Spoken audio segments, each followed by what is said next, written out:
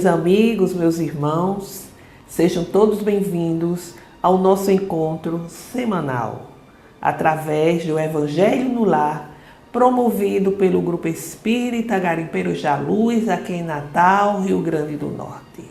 É com muita alegria que aqui retornamos para esse nosso momento.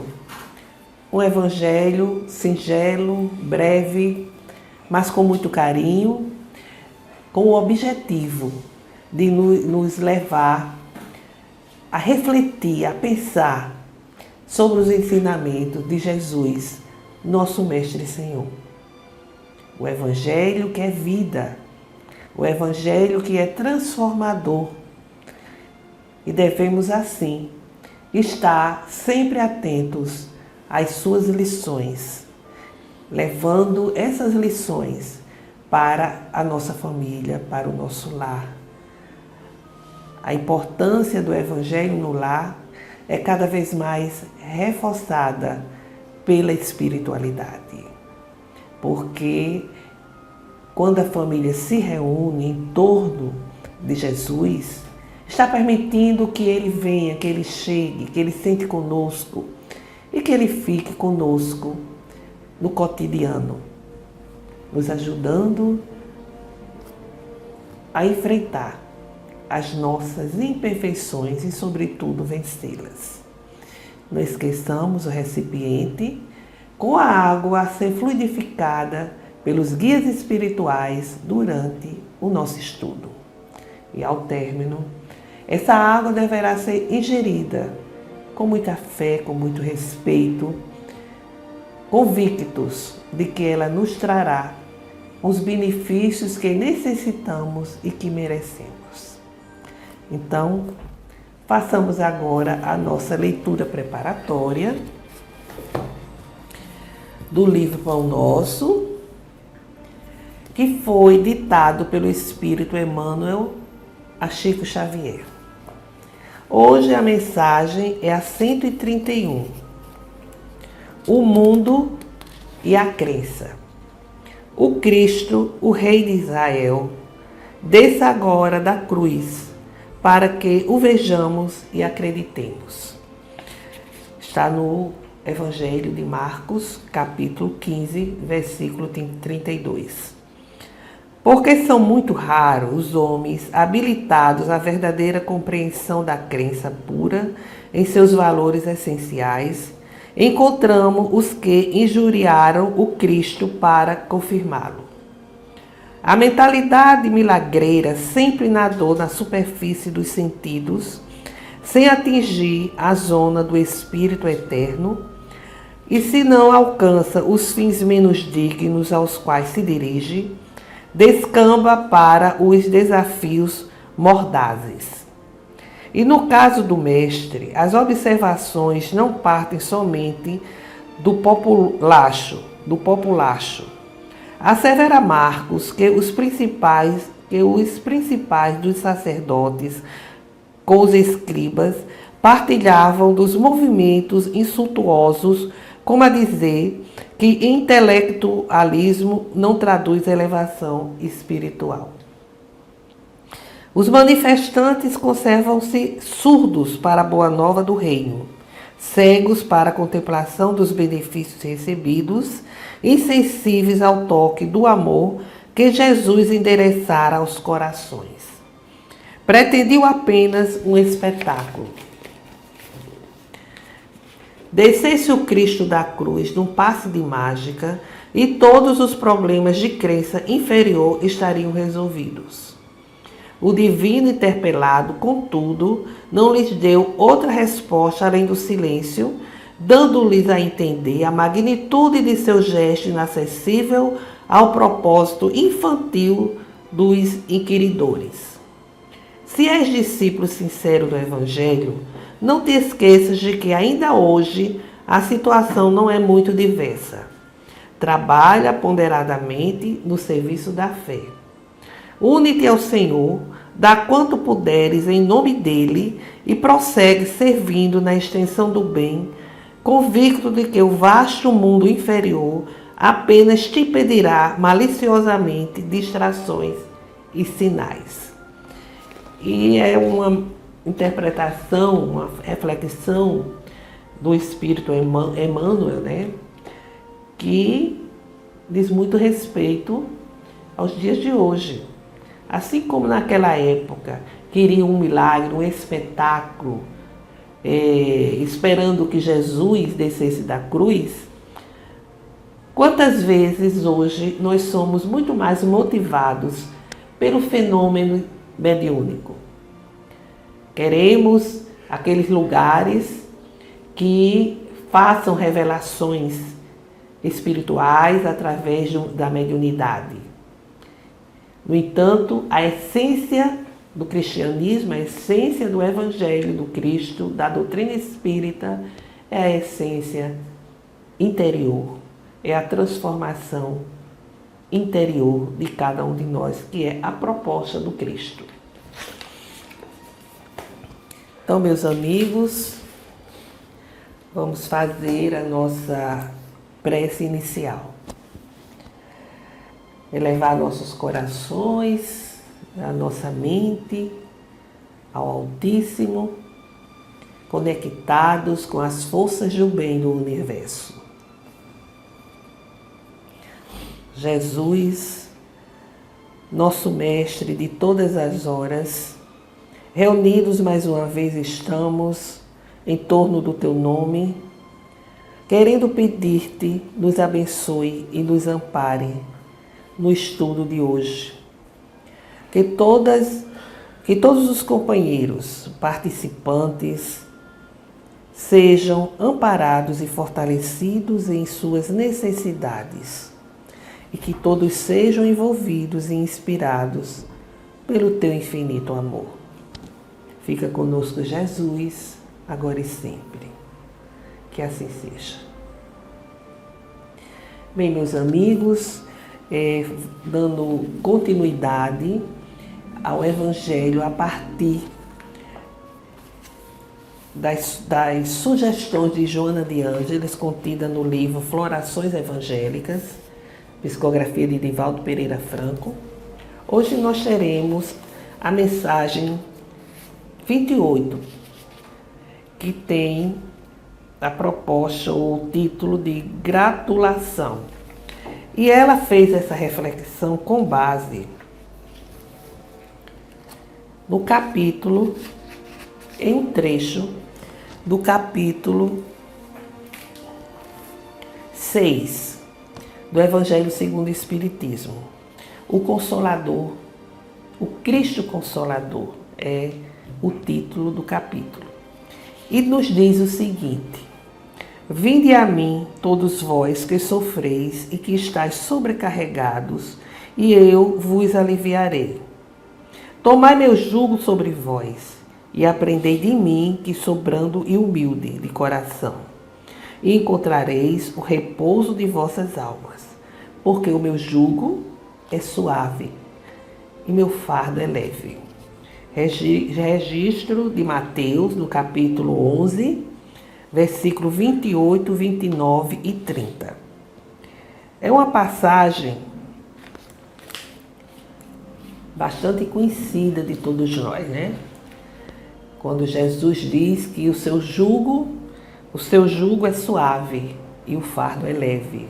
E diz que vinde a mim todos os aflitos e que Ele irá aliviar.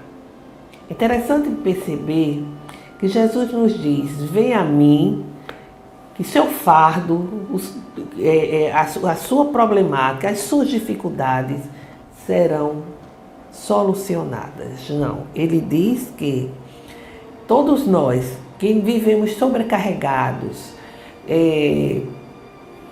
cansados, deprimidos, com os nossos problemas, com as nossas dificuldades, que são características da vida humana, que todos nós devemos atravessar esse vale de sofrimento, esse vale de lágrimas, de dificuldades, mas que Ele oferece um jugo suave. O que é o jugo suave? O jugo é uma peça de madeira muito usada no interior, antigamente, hoje ainda se usa. Uma peça de madeira que é colocada no pescoço, assim, mais ou menos nos ombros do animal, do boi, né? Para que ele possa puxar a carroça pesada. É uma forma de aliviar o peso da carroça. Então Jesus diz que nos oferece o seu jugo, que ele é suave. E que jugo é esse que ele nos oferece? Esse jugo são os seus ensinamentos. Ele quer dizer que aquele que vive observando os seus ensinamentos, procurando em sintonia com as leis divinas, procurando vencer a si mesmo, se melhorar, vai conseguir levar o peso da sua vida de uma forma suave. As dificuldades, o sofrimento, tudo é resultante de nós mesmos, das nossas realizações, das nossas ações, do mal que fizemos principalmente. E nós precisamos vivenciar toda essa situação como uma forma de reajustamento perante as leis de Deus, como uma forma de nos reabilitarmos diante do nosso desregramento quando desrespeitamos as leis divinas. Então, para que a gente possa conduzir toda essa dificuldade, sofrimento, todo esse fardo que muitas vezes é tão pesado, que a gente pensa que não vai suportar, que a gente pensa que vai se desesperar, que vai desistir, para que a gente possa conduzi-lo, aí nós temos o jugo do Cristo, que é a sua mensagem, o seu ensinamento, que vai tornar o fardo leve. O jugo suave e o fardo se torna leve, porque mudamos a nossa postura. O sofrimento, os conflitos, as dificuldades não são mais enfrentadas com revolta, com desespero, com questionamentos, mas como oportunidade de aprendermos, como oportunidade de evoluirmos, de crescermos. É isso que precisamos entender. E Kardec, com relação a essas palavras do Mestre, ele nos diz: todos os sofrimentos, misérias, decepções, dores físicas, perda de seres queridos, encontram sua consolação na fé no futuro, na confiança na justiça de Deus, que o Criador veio ensinar aos homens. Sobre aquele, ao contrário, que não espera nada depois desta vida, ou que duvida simplesmente, as aflições se abatem com todo o seu peso e nenhuma esperança vem suavizar-lhe a amargura. Eis o que levou a dizer: vinde a mim todos vós que estáis fatigados e eu vos aliviarei. Entretanto, Jesus coloca uma condição à sua assistência e à felicidade que promete aos aflitos. Essa condição está na lei que ensina. Seu jugo é a observação dessa lei, mas esse jugo é leve e essa lei é suave, uma vez que impõe por dever o amor e a caridade. É como a gente afirmou. Jesus apresenta o caminho a seguir, os seus ensinamentos libertadores, esclarecedores, e nos diz que ele oferece esse jugo, o seu jugo, através da vivência de seus ensinamentos, da observância das leis divinas. Então, meus amigos, meus irmãos, o amor e a caridade são exatamente os mecanismos para que nós possamos ir em frente, carregando as nossas dificuldades, carregando a nossa problemática de uma forma libertadora, de uma forma educativa. E o capítulo tem como título principal o Cristo Consolador. E o que seria o Cristo Consolador? Vejamos.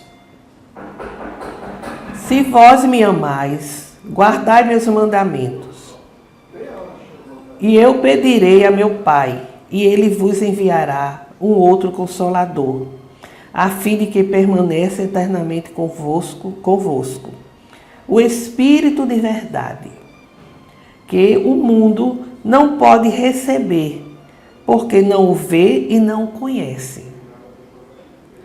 Mas, quanto a vós, conhecê-lo-eis, porque permanecerá convosco e estará em vós.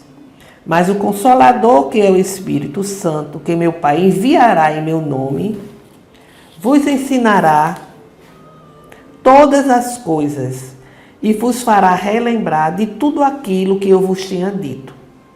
O registro é de João, no capítulo 14, versículo 15, 16, 17 e 20.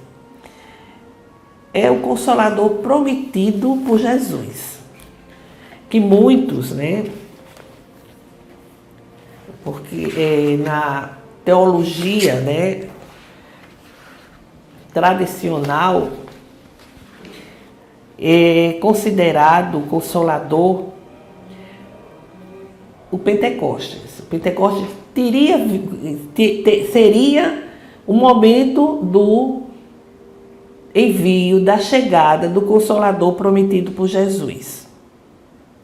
Jesus disse naquele momento que iria enviar, porque muitas coisas ele não poderia ainda dizer, porque as pessoas não iriam compreender, não iriam entender as revelações, que ele teria que fazer.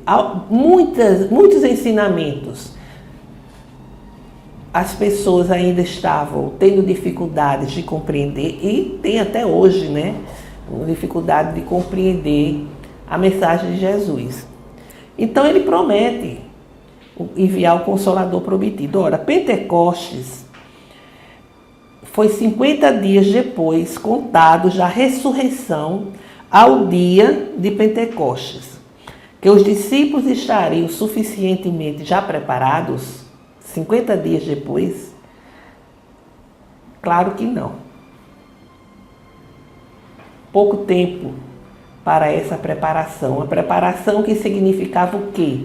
Amadurecimento de cada um, ampliar a sua percepção com relação às mensagens, aos ensinamentos de Jesus. Na verdade, Pentecostes marca o início apostolar, as lutas e os testemunhos que os seus discípulos teriam de submeter por amor a Jesus. Essa é a linguagem, a interpretação da espiritualidade.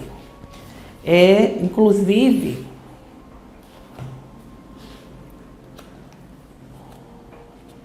as reflexões de Kardec. A gente encontra essas reflexões no Evangelho segundo o Espiritismo. Então, na metade do século XIX, chega realmente o Consolador prometido por Jesus através da codificação da doutrina espírita. Porque a doutrina espírita veio aprofundar, veio esclarecer os ensinamentos deixados por Jesus e veio trazer outros. Veio complementar, veio reforçar restabelecendo todas as coisas no seu verdadeiro sentido, trazendo assim à humanidade as bases reais para a sua espiritualização. A sua ação consoladora é abrangente porque apresenta Deus como inteligência suprema, eterna, imutável, único, onipotente, soberanamente justo e bom. Trouxe conhecimentos para o homem saber de onde vem, para onde vai e por que está na terra, elucidando sua condição transcendente de espírito imortal, destinado à perfeição. Explica sobre a pluralidade dos mundos habitados, como já havia falado Jesus, quando disse: há muitas moradas na casa do meu Pai, referindo às diversas moradas que Deus oferece aos espíritos encarnados, conforme o seu grau de adiantamento. É a doutrina espírita que vem aprofundar o conceito de reencarnação, recordando Jesus quando ele disse: ninguém chega ao reino, vai ao reino de Deus, ao reino do Pai, se não nascer de novo. E é a doutrina espírita que mostra as causas das aflições humanas, a destinação da terra, de como podemos nos reabilitar dos erros perante as leis divinas, da vida futura que nos aguarda. Então, são conhecimentos que a doutrina espírita nos traz, complementando, reforçando a mensagem de Jesus. Por isso que é o Consolador prometido por Jesus naquela ocasião. E Joana de Ângeles, ela vai, no capítulo 28, do livro que estamos chamando como referência, fazer exatamente a observação do comentário de Kardec, que já lemos aqui, inclusive, quando Kardec diz que todos os sofrimentos humanos, todos mesmos, eles serão exatamente vivenciados de uma forma equilibrada, de uma forma sensata, quando recorrermos à consolação na fé e no futuro, na confiança da justiça divina que Jesus veio nos trazer, veio nos ensinar. É lógico, como Kardec diz, que aquele que não acredita numa vida futura, as aflições têm um peso devastador, desesperador, diferente daquele que tem fé, que tem esperança, que vê exatamente em todas essas aflições uma forma de se melhorar, de se transformar, de desenvolver as virtudes, tendo como base as leis de Jesus, as leis divinas e os ensinamentos do Cristo. E não vai esquecer do que Jesus disse: vinde a mim, todos vós que estáis fatigados, que eu vos aliviarei. E ela vai exatamente nos dizer aqui, nessa mensagem, sobre essa colocação do Mestre, entre outras coisas. Os problemas são frutos da inépcia do próprio homem, que negligente acumula dificuldades por egoísmo, desaire ou precipitação. A vida é um desafio que merece carinhoso esforço de coragem e significativa contribuição de trabalho. Ser grato pela oportunidade de crescer significa o mínimo que se pode responder a esse empreendimento que é a reencarnação. Todos rogam atingir novas metas, sem embargo, não se fazem reconhecidos do Senhor pelos alvos lobrigados. Gratidão, por isso, nas horas de agonia, como do testemunho, mediante a humildade, ante as provações redentoras necessárias. Convidado diretamente ao desespero, não ouvides as alegrias fruídas e conduzido à rebeldia, recua na direção da paz já desfrutada. Reconhecido ao Pai amantíssimo, Jesus, mesmo perseguido, incompreendido, atormentado, permaneceu tranquilo e fiel, em confiança absoluta, como a expressar sua sublime gratidão.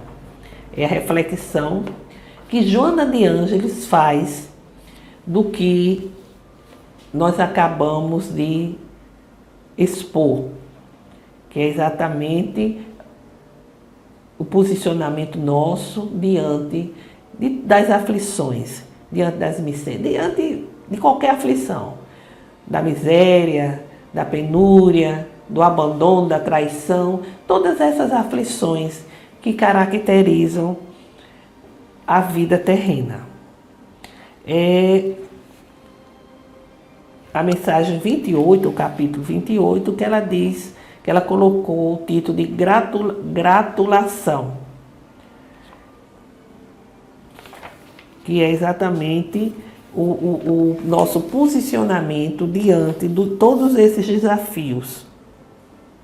Que sermos gratos por tudo, porque as adversidades da vida, que nos trazem tanto sofrimento, tanta dificuldade, essas adversidades são exatamente oportunidades de reajustamento perante as leis da vida, oportunidade de um aprendizado.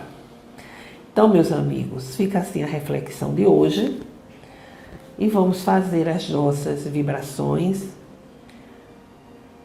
emitindo um pensamento, um sentimento de uma forma firme, em torno da fé, da paz, do amor, da saúde e da esperança, desejosos de que essas emissões gerem ondas vibratórias que nos envolvam e que possam atingir a irmãos nossos necessitados. Senhor nosso Deus, aqui estamos humildemente a rogar pela paz entre as nações, pelo entendimento entre os governantes, para que a ganância, o poder, não sejam utilizados de uma forma mais profunda do que já está sendo, aniquilando vidas, levando dor e sofrimento aos nossos irmãos nas mais variadas localidades da terra, assim como rogamos pela paz em nosso país, onde o egoísmo ainda prevalece nas decisões dos governantes. Rogamos pelo fortalecimento da doutrina espírita, para que ela permaneça coerente e sintonizada com a codificação e com o Evangelho do Cristo. Rogamos, Senhor, pelo perdão, pela concórdia junto daqueles que não sintonizam conosco, por todos os enfermos que estão nos hospitais, nas casas de repouso, nos abrigos, pelas ruas, em seus lares, para que encontre o lenitivo para suas dores e, se possível, a cura. Rogamos pelas famílias, para que o Evangelho do Cristo chegue aos lares, levando harmonia aos corações. Agora, cada um fará as suas rogativas específicas. Faremos uma breve pausa.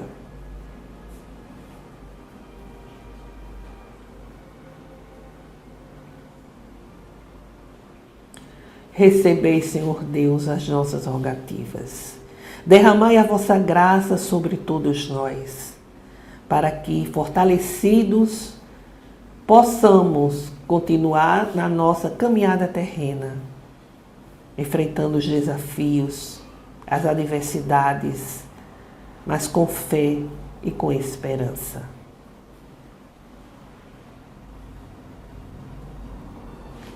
Pai nosso que estais em toda parte, glorificado seja o vosso nome no louvor de todas as criaturas. Venha a nós o vosso reino de amor e sabedoria. Seja feita a vossa vontade, acima dos nossos desejos, aqui na terra e em todos os ciclos espirituais. O pão do corpo, o pão do espírito, dai-nos hoje. Perdoai, Senhor, as nossas dívidas, ensinando-nos a perdoar os nossos devedores com esquecimento de todo o mal, não permitindo que venhamos a cair nas tentações das nossas próprias inferioridades.